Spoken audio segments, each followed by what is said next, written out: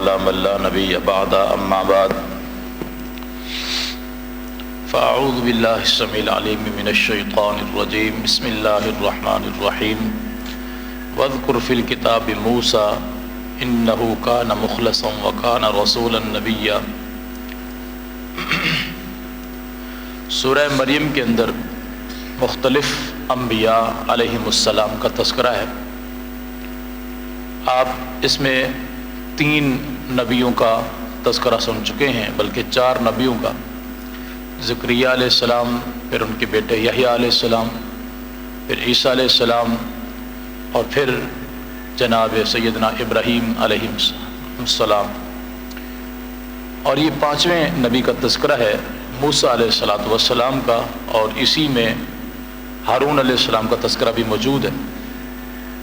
اور میں نے یہ شروع میں عرض کی تھی کہ قرآن کریم میں جس پیغمبر کا اور اس کی قوم کا سب سے زیادہ تذکرہ ہے وہ سیدنا موسیٰ علیہ السلام ہے۔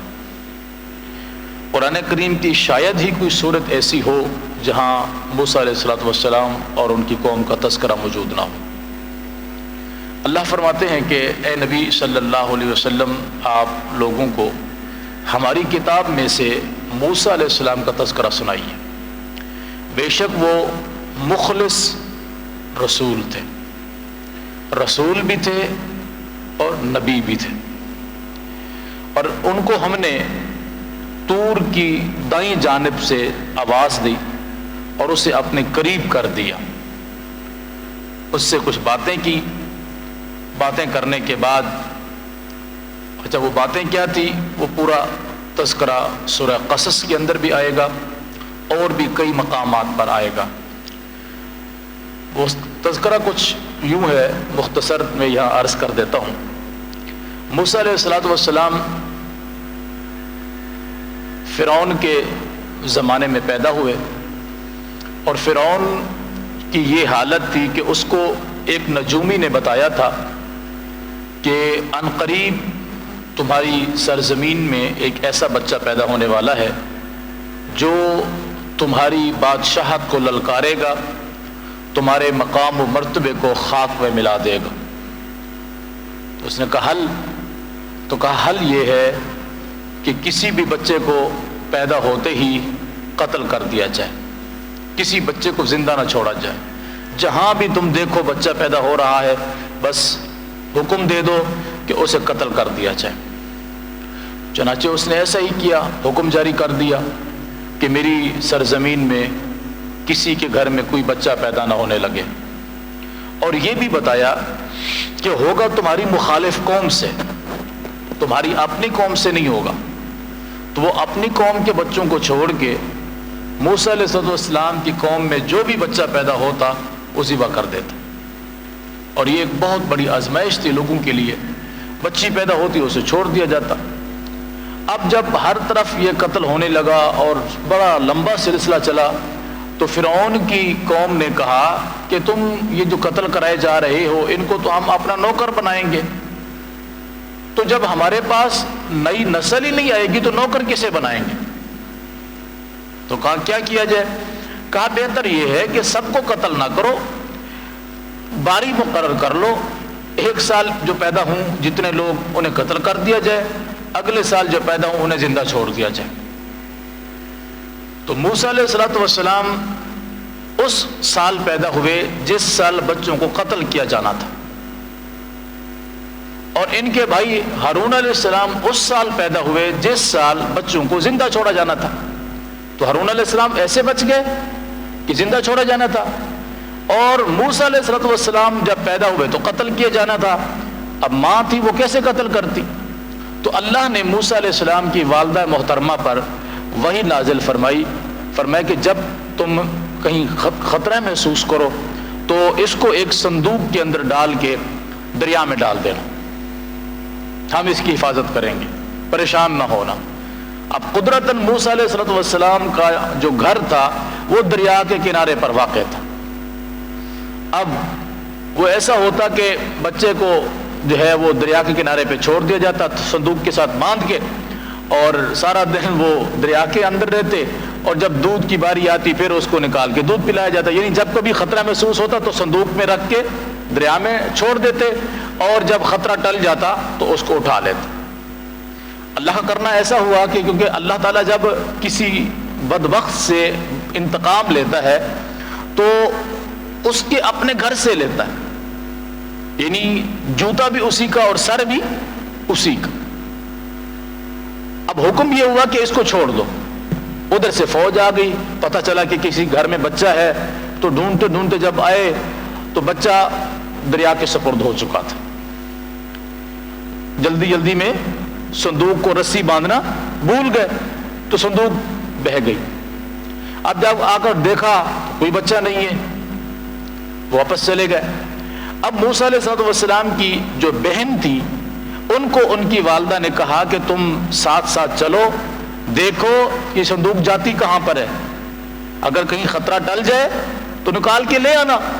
اب وہ صندوق چلتے چلتے چلتے فرعون کے محل کے سامنے پہنچی. لوگ وہاں کھڑے ہوئے تھے, دیکھا تو ایک صندوق تیرتی ہوئی آ رہی ہے. اس کو پکڑا کہ ممکن ہے اس میں کچھ ہو, کھولا تو اس کے اندر خوبصورت بچہ. وہ اس کو لے گئے فرعون کے دربار میں کہ جناب یہ دیکھیے یہ تو بچہ ہے, اب کس کا ہے, کہاں سے آیا, کوئی پتہ نہیں ہے. تو فرعون نے کہا کسی نے مجھ سے چالاکی کی ہے, اس سال بچوں کو قتل کرنا تھا تو کسی نے مجھ سے چالاکی کر لی ہے, قتل کر دو اس کو. تو فرعون کی بیوی نے کہا اس کو قتل نہ کرو, ہم لوگ ویسے بے اولاد ہیں تو اس کو ہم اپنا بیٹا بنا لیں گے. تو اس نے کہا نہیں, مجھے خطرہ محسوس ہو رہا ہے. تو کہا بچے سے کیا خطرہ, تم بھی مطلب پاگل ہو گئے ہو کہ جو تمہیں کہتا ہے ایسے کر دو تم کرنا شروع کر دیتے ہو, چھوڑ دو اس کو. اب وہ بیوی کی محبت میں آ کر اس نے چھوڑ دیا. بچہ بڑا ہونے لگا, بڑا ہوتے ہوتے ہوتے الحمدللہ جوانی کو پہنچے. اب بچپن ہی میں اس نے آزمانا چاہا کہ دیکھتے ہیں یہ بچہ آگے چل کے کیا ہوتا ہے. تو ایک سائڈ پہ انگارہ رکھ دیا, ایک سائڈ پہ کچھ اور چیز رکھ دی. تو کہا دیکھتے ہیں اگر یہ سمجھدار ہوگا تو انگارے کی طرف نہیں جائے گا, سمجھدار نہیں ہوگا تو انگارے کی طرف چلا جائے گا. اب موسیٰ علیہ السلام نے چمکتی ہوئی چیز کو دیکھا تو اس کو اٹھا لیا, اور یہ اللہ کی قدرت تھی. تو اس کو زبان پہ رکھا تو زبان کے اندر تھوڑی سی یعنی زبان تھوڑی جل گئی تو لکنت سی پیدا ہو گئی کہ آپ بولتے تو صحیح طریقے سے بات لوگوں کو سمجھ نہ آتی, اور یہ سب اللہ کی حکمت تھی. تو وہ بیوی کہنے لگی دیکھو اگر یہ سمجھدار ہوتا تو آپ کو ہاتھ لگاتا, ایسے تم خامخواہ ڈر رہے تھے. وہ بچہ بڑا ہو گیا, بڑے ہوتے ہوتے الحمدللہ جوان ہوئے.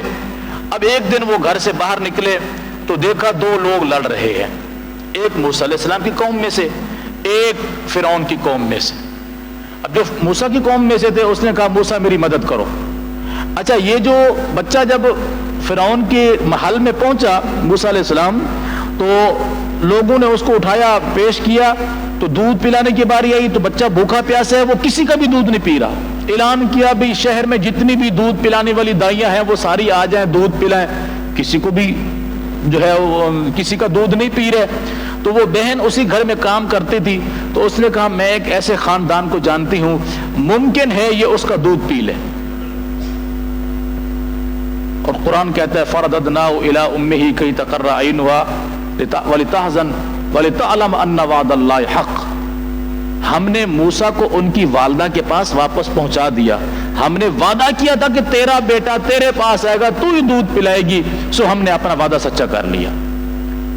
تو کہا کون نے کہا جی وہ ایک جگہ رہتے ہیں کچھ غریب لوگ ہیں, تو وہاں جو بھی بچہ جاتا ہے بس اس میں کوئی ایسی حکمت ہے کہ اس کا وہ دودھ پی لیتے ہیں. مراد اپنی والدہ تھی.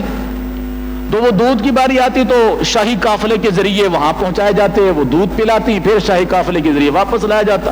سبحان اللہ. فرعون کا دشمن فرعون کے گھر میں پرورش پا رہے ہیں. اللہ اکبر کبیرہ. بڑے ہو گئے, جوان ہو گئے. اب وہ دو بندے لڑ رہے تھے تو اس نے مدد مانگی. موسیٰ علیہ السلام نے اس دوسرے بندے کو ایسے مکہ مارا. اب بھلا مکے سے کوئی بندہ مرتا ہے؟ نہیں مرتا. مکہ مارا بندہ ختم. اللہ اکبر. اب خوف محسوس ہو گیا کہ میں نے بندہ مار دیا. میں نے تو مارنا نہیں چاہتا تھا, میں تو اسے چھڑانے کے لیے ڈرا دھمکا رہا تھا. بندہ مر گیا. اب وہ شور شرابہ ہو گیا کہ موسیٰ نے بندہ کو مار دیا. بہرحال بات آئی گئی ہو گئی. اگلے دن وہ پہنچے تو دیکھا وہی موسیٰ علیہ السلام کی قوم کا بندہ پھر کسی اور سے لڑ رہا. پھر کہا موسیٰ مجھے بچاؤ. تو کہا یار کل تجھے بچانے کے چکر میں میرے ہاتھ سے بندہ ختم ہو گیا اور آج تو دوسرے بندے کی باری آ رہی ہے. تو یقیناً کوئی شرارتی ہے, جان بوجھ کے پنگے لیتا ہے, جا میں تیری کوئی مدد نہیں کرتا. اب اس نے کہا جب تو میری مدد نہیں کر رہا نا پھر دیکھ میں تیرے ساتھ کیا کرتا ہوں. پھر اسی بدبخت نے شور شرابہ شروع کر دیا, او لوگوں کل جو بندہ مرا تھا اس کو موسیٰ نے مارا تھا. وہ چلتے چلتے بات قبیلے تک پہنچی, قوم تک پہنچی. کہا یہ بدلہ چاہیے, قتل کے بدلے قتل. موسیٰ علیہ السلام کو ایک موسیٰ علیہ السلام کا خیر خواہ آیا اور کہنے لگا آپ یہاں سے چلے جائیں, فرعون اور اس کا لشکر تیار ہو رہا ہے آپ کو قتل کرنے کے لیے. اب یہ یہاں سے چلے, آگے لمبا واقعہ ہے. تو آخر میں جب اللہ نے ان کو نبوت عطا فرمائی تو واپس جب آئے تو کہا یا اللہ میں اس قوم کے اندر کیسے جاؤں جس کا بندہ میرے ہاتھ سے مر گیا. ایک دوسرا جب میں بولتا ہوں تو لوگوں کو بات سمجھ میں بھی نہیں آتی, تو آپ ایسا کیجئے میرے ساتھ کوئی میرا جو بھائی ہارون ہے اس کو میرا خیر خواہ بنائیے, میرا ترجمان بنائیے, کیونکہ وہ مجھے بچپن سے جانتا ہے, ہم ایک دوسرے کے ساتھ بڑے ہوئے ہیں, تو میں کیا بولتا ہوں اسے پتہ ہوتا ہے, تو وہ میری قوم کے لیے میرا ترجمان بنے گا. تو اللہ رب العالمین نے فرمایا وَوَهَبْنَا لَهُ مِن رَحْمَتِنَا أَخَاهُ هَارُونَ نَبِيًّا, ہم نے موسیٰ پر رحمت کی اور اسے اس کا بھائی ہارون عطا فرما دیا. اللہ اکبر. اب یہ دونوں نبی بن کر جو ہے قوم فرعون اور ان لوگوں کے پاس آئے, انہیں جا کر دعوت و تبلیغ کی. پورا ایک لمبا واقعہ ہے. اور موسیٰ علیہ السلام کو اللہ نے بہت ساری نشانیاں عطا فرمائی تھی. ان میں سے ایک نشانی یہ تھی بغل میں وہ ہاتھ ڈالتے باہر نکالتے وہ ہاتھ چمکتا ہوا ہوتا جی, ڈنڈے کو سوٹے کو پھینکتے سانپ بن جاتا مختلف شکلوں میں, کبھی اژدہا کی شکل میں, کبھی چھوٹے سانپ کی شکل میں, کبھی بڑے سانپ کی شکل میں. اور بھی بہت ساری نشانیاں موسیٰ علیہ السلام کو اللہ نے عطا فرمائی. ایک نشانی یہ بھی تھی کہ وہ خشک پتھر پر اگر اپنا عصا مبارک مارتے تو اللہ اس میں سے چشمے جاری کر دیتا. اسی طرح ایک نشانی یہ بھی تھی کہ وہ دریا کے کنارے پہ مارتے تو دریا کے اندر سے راستے بن جاتے. یہ ساری نشانیاں اللہ نے موسیٰ علیہ السلام کو عطا فرمائی, اور یہ ساری نشانیاں قوم نے دیکھی, ساری نشانیاں قوم نے دیکھی. مگر وہ ایسی کوئی گندی قوم تھی یقین جانے کہ سب نشانیاں دیکھنے کے باوجود بھی پھر بھی وہ شرک سے باز نہ آتے. اللہ نے ان کو فرعون کے جو ہے عذاب سے محفوظ کیا, ان کی نسلوں کو فرعون کے عذاب سے بچا لیا, اور دریا سے ان کو جو ہے وہ راستے دے دیے, باہر نکل گئے. باہر جب پہنچے تو ایک اور قوم موجود تھی جو بتوں کی پوجا کرتی تھی. وہاں جا کر پھر کہنے لگے موسیٰ کیسے ان کے خوبصورت چھوٹے چھوٹے معبود ہیں, ہمیں بھی ایسے بنا دیجیے. قرآن کے اندر یہ واقعہ موجود ہے. موسیٰ علیہ السلام نے کہا تم بڑی عجیب قوم ہو, اللہ نے تمہیں فرعون کے عذاب سے بچایا, اس کے قوم کے ظلم و ستم سے بچایا, تمہیں دریا کے اندر غرق ہونے سے بچایا, تمہیں اللہ کا شکر ادا کرنا چاہیے, تم پھر بھی اپنی جو ہے نا وہ حرکتوں سے باز نہیں آ رہے ہو. تو یہاں اللہ نے فرمایا انہ کان مخلصا, بڑے مخلص رسول تھے, مخلص. اچھا ہر نبی مخلص ہوتا ہے, اس میں کوئی شک نہیں. ہر نبی اپنی امت کے لیے مخلص نبی ہوتا ہے, ہر رسول اپنی امت کے لیے مخلص رسول ہوتا ہے. مگر موسیٰ علیہ السلام کا بطور خاص ذکر اس لیے کیا کہ جتنا تنگ ان کو ان کی قوم نے کیا کسی پیغمبر کو کسی قوم نے نہیں کیا.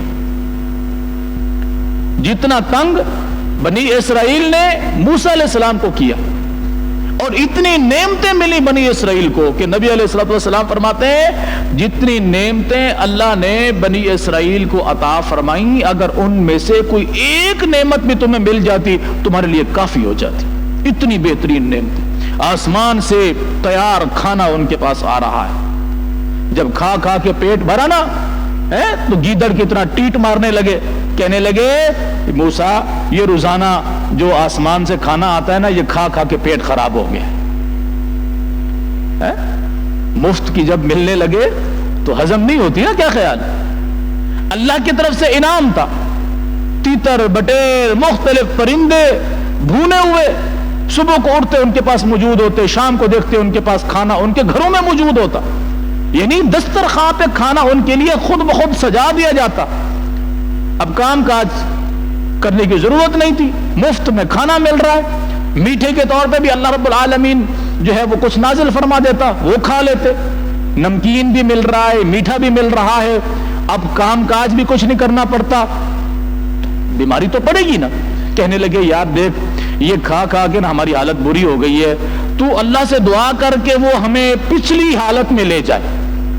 پچھلی حالت میں کیا کہ جیسے ہمارے آباء و اجداد کھیتی باڑی کرتے تھے، محنت مزدوری کرتے تھے، اپنے ہاتھوں سے کماتے تھے، اپنے ہاتھوں سے کھاتے تھے، ہمیں وہ چاہیے، یہ روزانہ کا کھانا ہمارے بارے میں نہیں آتا۔ سبحان اللہ۔ اور میں کہتا ہوں ہمارے دودھ گوٹھ والوں کو کھانا روزانہ کا ملنا شروع ہو جائے، جیسا کہ آپ کراچی کے اندر دیکھتے ہیں نا سیلانی والے دسترخوان لگاتے ہیں، تو دنیا جہان کے مفت خورے وہاں کھانا کھا رہے ہوتے، چلو مستحق تو کھائیں، سمجھ میں آتی ہے، مزدور طبقہ ہے، محنت مزدوری کرتا ہے، اتنا ان کے پاس نہیں ہوتا کہ وہ بیچارے اپنے گھر کا گزارا چلا سکیں، تو کیا کرتے ہیں مجبوراً وہاں سے کھانا کھا لیتے ہیں تاکہ کم از کم 2 بندوں کا کھانا تو بچ جائے گا نا۔ دنیا جہان کے مفت خورے، بنگی، چرسی، افیمی، پرفیومی، سارے بدبخت وہاں کھانا کھا رہے ہوتے ہیں، جب ان کو مفت میں کھانا ملے گا تو کام دھندا ان کا باپ کرے گا؟ نہیں کرے گا نا کوئی کام دھندا، ان کو مفت میں مل رہا ہے۔ یہی بیماری ان کو تھی کہ مفت میں کھانا مل رہا تھا تو کام دھندا تھا نہیں، تو بیٹھے بیٹھے ٹیٹ مارنے لگے، کہنے لگے جی اللہ سے کہیے مما تنبت الارض من بقلها وقصائها وفومها وعدسها وبصلها، اللہ سے کہیے زمین میں سے پیاز، گندم، لہسن، دال، ساگ، ککڑی یہ ہمارے لیے پیدا فرمائے۔ سبحان اللہ۔ موسیٰ علیہ السلام کہنے لگے اتستبدلون الذی هو ادنی بالذی هو خیر، او بدبختو اللہ تمہیں عمدہ چیزیں عطا فرما رہا ہے، تمہیں ہضم نہیں ہو رہی، اس کے متبادل تم محنت مزدوری سے ہلکی چیزیں لینا چاہتے ہو، اللہ کی بھیجی ہوئی چیزیں چھوڑ کر۔ کہنے لگے جی بس جو بھی سمجھو، اب معاملہ حد سے باہر ہے، ہم یہ نہیں کھائیں گے۔ تو اللہ نے آسمان سے کھانا بند کر دیا، زمین سے ان کو ملنے لگا۔ اب یہ کھا کھا کر پھر کہتے ہیں وہ پیٹ میں مروڑ اٹھتا نا، کہتے ہیں یار موسیٰ اب کبھی اگر ایسا ہو جائے نا کہ اس کام دھندے سے مصیبت جان چھوٹ جائے تو پھر سے آسمان سے کھانا آ سکتا ہے؟ اللہ اکبر۔ فرمایا نہیں اب نہیں آ سکتا، تم نے اللہ کی نعمتوں کو ٹھکرایا ہے، جھٹلایا ہے اللہ کی نعمتوں کو۔ آج ہماری قوم میں کی بھی یہی حالت ہے نا، پانی جب وافر مقدار میں آتا ہے تو ہمارا ٹینک بھر گیا تو ہم گٹر دھونا شروع کر دیتے ہیں، فرش دھونا شروع کر دیتے ہیں، گلی دھونا شروع کر دیتے ہیں، باہر بہا دیتے ہیں، ایسا ہے کہ نہیں؟ اور اس وقت ہم بوند بوند کو ترس رہے ہیں۔ کیوں ترس رہے ہیں؟ کہ اللہ کی نعمتوں کو ہم نے ضائع کیا۔ جب کوئی قوم اللہ کی نعمتوں کو ضائع کرنا شروع کر دے، اللہ نعمتیں چھین لیتا ہے، اللہ نعمتیں سلب کر لیتا ہے، پھر ذلت اور مسکینی آ جاتی ہے جو آج ہمارے اوپر ہے۔ تو اس آزمائش اور مصیبت کے باوجود بھی موسیٰ علیہ السلام اپنی قوم کے لیے مخلص رہے اور کبھی بھی اللہ تعالیٰ سے قوم کے لیے بد دعا نہیں کی، کبھی بھی۔ فرعون اور اس کے لشکر کے لیے بد دعا کی، لیکن اپنی قوم کے ساتھ اتنے مخلص تھے کہ اللہ نے ان کو بطور خاص ذکر کیا کہ انہ کان مخلصا وکان رسولا نبیا۔ موسیٰ ہمارے مخلص ترین نبیوں میں سے ایک نبی ہے جو اپنی قوم کے لیے اتنے مخلص، اتنے فکر مند کہ اللہ کی پناہ، پھر ان جیسا کوئی فکر مند اس طرح نہیں آیا۔ اور نبی علیہ الصلوۃ والسلام کے بارے میں اللہ نے کیا فرمایا؟ موسیٰ علیہ السلام کا اخلاص سب چیز اپنی جگہ پر، لیکن نبی علیہ الصلوۃ والسلام کے مقابلے میں وہ ایک پاؤ کے برابر بھی نہیں۔ جتنے فکر مند رسول اللہ صلی اللہ علیہ وسلم اپنی امت کے لیے تھے، کاش ہمیں اپنے رسول کی فکر کی یاد ہوتی، آج ہماری یہ حالت نہ ہوتی۔ حریص علیکم بالمؤمنین رؤوف الرحیم، اللہ فرماتے میرے پیغمبر تمہارے لیے اتنے حریص ہیں کہ حتیٰ کہ انہیں اپنی جان کی بھی پرواہ نہیں ہے۔ فلعلک، اللہ نے کئی مقامات پر نبی علیہ الصلوۃ والسلام کو پوچھا، فلعلک باخع نفسک علی آثارہم، حضور کیا آپ ان لوگوں کی خاطر اپنے آپ کو ختم کر ڈالیں گے؟ یہ لوگ ایمان نہیں لاتے اس لیے۔ پیغمبر ہمارے رسول آپ بس بات پہنچا دیا کیجئے، باقی ان کو ان کے حال پہ چھوڑ دیجئے۔ کئی مقامات پر کیا آپ اپنے آپ کو ختم کر ڈالیں گے اس غم میں کہ یہ لوگ مسلمان کیوں نہیں ہوتے، یہ لوگ ایمان کیوں نہیں لاتے؟ یہ لوگ شرک سے باز کیوں نہیں آتے؟ یہ آپ کی رسالت کو اور میری توحید کو قبول کیوں نہیں کرتے؟ اس غم میں آپ اپنے آپ کو ختم کر دیں گے۔ تو نبی علیہ الصلوۃ والسلام کی جو فکر اپنی امت کے لیے تھی وہ پھر کسی کبھی کو نہیں تھی۔ اللہ ہمیں اپنے رسول کی شان کو سمجھنے کی توفیق دے، ان کی فکر کو سمجھتے ہوئے اپنے اصلاح کرنے کی توفیق عطا فرمائے۔ اور یہاں موسیٰ علیہ السلام کا تذکرہ بھی اسی سلسلے میں ہے کہ اللہ نے انہیں بہت ساری صبر اور تحمل والی، برداشت والی زندگی عطا فرمائی تھی کہ انہوں نے ہمیشہ قوم کے لیے بھلا چاہا، اگرچہ قوم ہماری طرح تھی۔ اللہ ہمیں اور ہمارے تمام مسلمان بہن بھائیوں کو ہدایت نصیب فرمائے، قرآن و سنت کے مطابق چلنے کی توفیق دے، اور ہمیں اپنے نبی صلی اللہ علیہ وسلم کی شان و شوقت اور ان کے دین کو سمجھنے والا بنا دے، قرآن کو سمجھنے والا بنا دے، اور ہمیں اللہ نے جتنی نعمتیں عطا فرمائی ہیں ان نعمتوں کو اللہ قدر کرنے کی توفیق عطا فرمائے، نعمتوں کی ناقدری اور پھر ان کے چھن جانے سے اللہ ہمیں اور ہماری نسلوں کو محفوظ فرمائے۔ اقول قولی ھذا واستغفر اللہ لی ولکم ولسائر المسلمین۔